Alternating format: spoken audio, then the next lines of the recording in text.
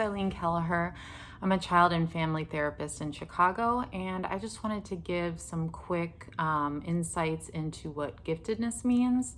It's a question that's been coming up more frequently recently, and I wanted to share because it can be really confusing when you're a parent to know, is your child gifted? You don't want to seem like, you're bragging, like, oh, my child seems better than other kids. But it is something that is a good thing to know so that you can plan for the future. And it also really helps to give you insight into some of your child's behaviors, why they may be acting a certain way, why they may seem a little different than their peers. And it can also put to rest some fears about their differences. So the first thing to say is there's no universal definition of what a gifted child is.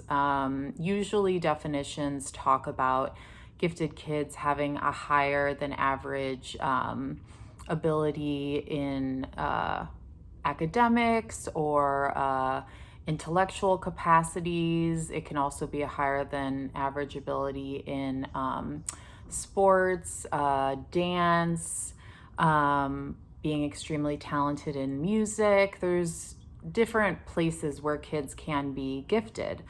And with higher than average abilities also come something called asynchronous development.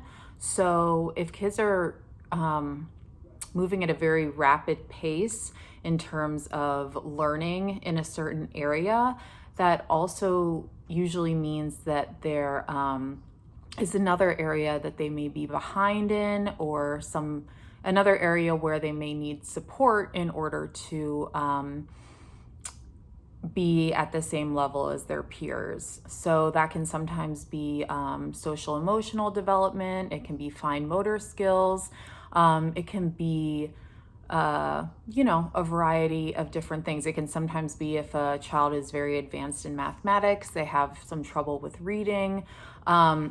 So I think it's helpful to know that there's not one set definition, that giftedness can be tested by a psychologist. They can give IQ tests along with various other tests, possibly testing for ADHD or autism or other diagnoses that can be comorbid with giftedness or that can be mistaken for one another. So misdiagnosis often happens with kids who are gifted because their traits seem to mirror the symptoms of other diagnoses, but they're actually not the same. So, and then also in terms of social emotional issues, usually gifted kids tend to be intense.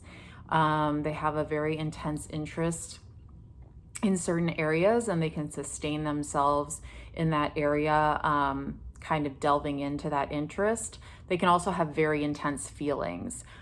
So something that may seem like not a big deal to you, it can affect them greatly. They have, a high sensitivity to emotions. And so that can sometimes be a great asset in that they can have a lot of social intuition and be very aware of what is going on around them. But it can also sometimes be difficult because they may not be able to understand how to handle the intensity of their emotions. Also, kids who are gifted a lot of times will have an internal motivation to learn more or to excel. And so that can sometimes lead to perfectionism that can be hard to understand and hard to address because it doesn't seem to be coming from any external source.